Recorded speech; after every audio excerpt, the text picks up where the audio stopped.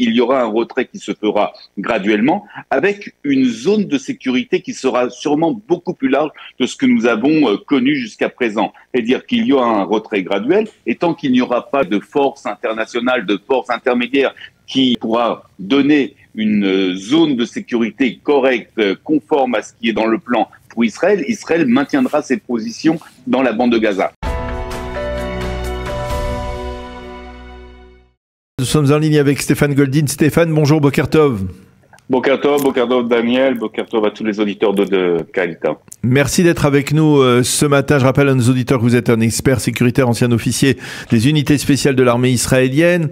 Alors avec vous, avant de rentrer dans l'aspect sécuritaire de ce plan, je voudrais avoir votre avis et votre impression générale après la conférence de presse d'hier. Écoutez, tout ça sur le papier est pour le moment très beau, mais on n'attend qu'une seule chose, c'est la réponse du Hamas. Et tout va dépendre de la réponse du Hamas.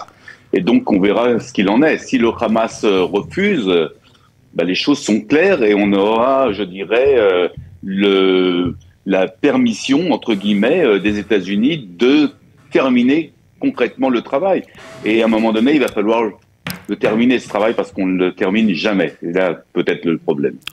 Alors, effectivement, ça, c'est vrai qu'il y a d'une certaine manière une sorte de carte blanche. Ça a été dit au cours de la conférence de presse. Donald Trump a bien clairement dit, d'ailleurs Netanyahou avant tout a précisé que si le Hamas refusait ou même conditionnait cet accord, eh bien, Israël continuerait les combats. Et Donald Trump a confirmé qu'il donnait une carte blanche d'une certaine manière. Il donnerait une carte blanche dans ce cas-là à l'État d'Israël, à l'armée israélienne. Alors la question que je vous pose concrètement, d'abord, on a vu des cartes également qui ont été rendues publiques du retrait israélien dans le cadre de ce plan, du retrait progressif, graduel de l'armée israélienne. Ce sont des cartes, quand on connaît la bande de Gaza, que l'on peut comprendre. On voit où se trouve l'armée israélienne aujourd'hui, c'est-à-dire elle a quasiment conquis la quasi-totalité de la bande de Gaza, sauf, on va dire, le littoral et la ville et une partie de la ville de Gaza, qui pour l'instant a 50% déjà conquise. Il va y avoir, si l'accord est accepté, il va y avoir des retraits graduels, mais ça va aller jusqu'à où? Est-ce que vous pouvez nous expliquer jusqu'où l'armée israélienne va se retirer? Est-ce que l'armée israélienne va conserver une partie, on va dire, du territoire de la bande de Gaza, un contrôle sur au moins une partie de la bande de Gaza? Peut-être même au-delà du fameux périmètre dont tout le monde parle? Écoutez, d'après le plan qui a été émis hier lors de la conférence de presse, oui, il y aura un retrait graduel de Tsahal. Alors pour le moment, ce retrait, il n'a pas lieu, que les choses soient claires. Tout le monde attend évidemment de la réponse du Hamas, mais il va y avoir un retrait graduel. Pour le moment, Tsahal, je dirais Israël, a une main sur pratiquement 95 à 97% du territoire gazaoui, avec, comme vous l'avez stipulé, comme vous l'aviez dit, près 50% de la ville de Gaza. Donc oui, il y aura un retrait qui se fera graduellement, avec une zone de sécurité qui sera sûrement beaucoup plus large de ce que nous avons connu jusqu'à présent. C'est-à-dire qu'il y aura un retrait graduel, et tant qu'il n'y aura pas, je dirais, de force internationale, de force intermédiaire qui, je dirais, pourra donner une zone de sécurité correcte, conforme à ce qui est dans le plan pour Israël, Israël maintiendra ses positions dans la bande de Gaza. Après, oui, si cette force internationale arrive, et si elle arrive à mettre en œuvre le plan qui a été décidé hier soir entre Donald Trump et Benjamin Netanyahou, il y aura ce retrait, et dans le fond, on arrivera à une situation où Israël maintiendra une pression et une présence militaire dans la bande de Gaza, avec une bande de sécurité qui sera un tout petit peu plus large de ce que nous connaissons jusqu'à présent et ce que nous avons connu jusqu'au 7 octobre 2023. Oui, et même plus large que ce que nous avons connu après le 7 octobre, c'est-à-dire après les deux accords qui ont permis la libération des otages, celui de novembre 2023 et celui de janvier 2025. C'est-à-dire que ça va être graduel, mais on peut supposer que l'armée israélienne va continuer à contrôler, on va dire, peut-être même la moitié de la bande de Gaza, tant que, il n'y aura pas de force multinationale qui sera déployée sur place. Exactement. Donc, pour le moment, je dirais que c'est win-win, entre guillemets. L'accord peut être win-win, évidemment, à condition que le Hamas accepte cette donnée-là.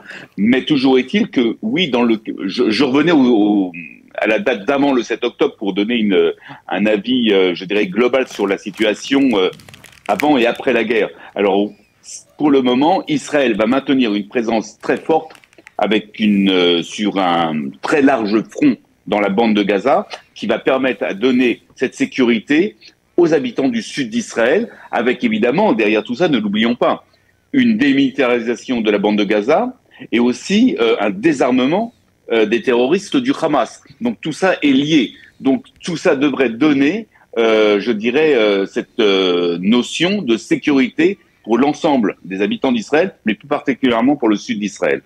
Alors concrètement, qu'est-ce qui se passe maintenant pour l'instant encore dans la bande de Gaza? Les combats se poursuivent comme si de rien n'était, c'est-à-dire que l'armée israélienne poursuit sa progression dans la ville de Gaza? Pour le moment, rien n'a bougé. Pour l'instant, les forces de Tsahal continuent à faire leur travail, je dirais, dans la ville de Gaza, mais pas que dans la ville de Gaza, aussi dans le sud de la bande de Gaza. Pour le moment, l'accord concrètement n'est pas signé. Il n'y a pas d'accord pour le moment. Concrètement, pour l'instant, il y a eu une proposition d'accord. Donc, les forces de Tsahal continuent à faire ce travail de fourmi, en éliminant des terroristes sur l'ensemble de la bande de Gaza, en mettant la pression sur le Hamas et en ayant aussi en cherchant énormément d'informations sur la présence et le lieu où pourraient être les otages. Alors, est-ce que ce qui s'est passé au cours des dernières semaines, c'est-à-dire le début de cette seconde phase de l'opération des chars de Gidon à l'intérieur de la ville de Gaza, cette progression de l'armée israélienne, est-ce que, à votre avis, elle a eu pour conséquence de provoquer, on va dire, le plan Trump, c'est-à-dire elle a poussé d'abord les pays arabes que Donald Trump a rencontrés la semaine dernière, mais aussi le président américain, à trouver une solution très concrète, à présenter ce plan pour éviter que l'on aille jusqu'au bout et peut-être sauver le Hamas d'une certaine manière. Alors, je ne sais pas si c'est sauver le Hamas, mais toujours est-il qu'il y avait une véritable pression des pays arabes pour qu'il y ait aussi un accord sur cette histoire de la bande de Gaza.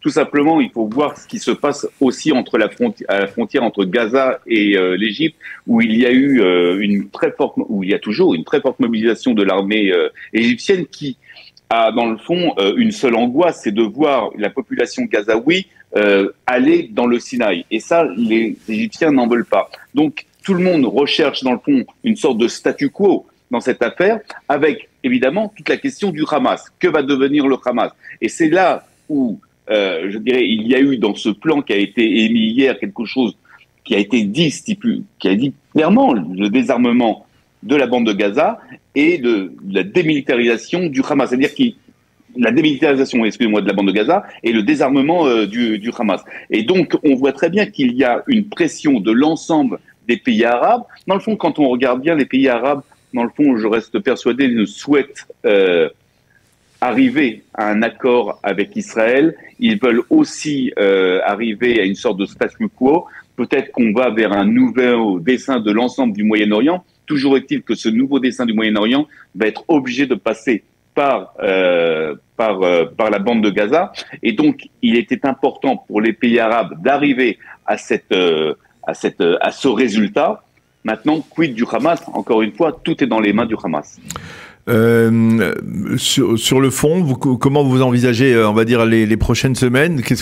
C'est un pronostic que je vous propose, que je me demande, qui est peut-être un peu délicat à faire, mais vous optez plus pour un règlement, un accord qui mettrait fin, donc qui instaurerait un cessez-le-feu concrètement sur le terrain et qui permettrait la libération des otages, ou alors vous pensez que, d'une manière ou d'une autre, eh bien, Benjamin Netanyahou s'est allié au président américain, il a dit oui au plan Trump sans aucun problème, le monde arabe a dit oui au plan Trump, et finalement, au bout du compte, c'est le Hamas qui sera isolé et qui va se retrouver peut-être donc à nouveau, donc qui va continuer à être frappé par l'État d'Israël. Écoutez, ce qui est sûr, c'est que le Hamas a été, je dirais, isolé, comme vous venez de le dire, et il est isolé par Israël, il est isolé par les États-Unis, mais il est aussi isolé par les pays arabes, que cela soit de la Turquie, en passant par Doha et en passant par l'Égypte. Maintenant, la question est comment va être la réponse du Hamas. Je reste persuadé qu'à un moment donné, le Hamas va devoir plier genoux, qu'on le veuille ou non. Alors c'est vrai qu'il en reste très peu, je dirais, de terroristes dans la bande de Gaza. Il en reste encore un certain nombre qu'il faut continuer à combattre pour le moment dans la ville de Gaza. Il y en a certains qui ont dû passer d'ailleurs dans le sud de la bande de Gaza. Mais on voit très bien que le Hamas a commencé à jouer un jeu avec la question des otages, qui est leur dernière carte, pour dire clairement les choses. Les choses vont pas se passer si facilement que cela. Cela va prendre du temps. Pourquoi? Parce que le Hamas va commencer à jouer ce jeu avec les otages en disant qu'il va falloir les retrouver, qu'il va falloir les chercher, qu'il va falloir les rassembler, qu'il va falloir les transférer. Derrière tout ça, je vous rappelle que cette opération et ce plan, il n'est pas complètement gratuit non plus pour Israël. Il va y avoir quand même 250 prisonniers palestiniens qui étaient condamnés à perpétuité qui vont être libérés et 1700 terroristes aussi qui n'étaient pas condamnés à perpétuité qui vont être aussi libérés. Donc il va y avoir ce jeu entre le Hamas et Israël sur la question des otages. Le Hamas va vouloir prendre son temps, pour dire clairement les choses, et cela va peut-être mettre aussi et les Israéliens, mais aussi les pays arabes, avec quelques énervements. Eh bien, on le verra effectivement. Pour l'instant, on reste dans l'expectative avec une certaine dose d'espoir. Il faut bien vivre un peu d'espoir parce que effectivement, on en a besoin.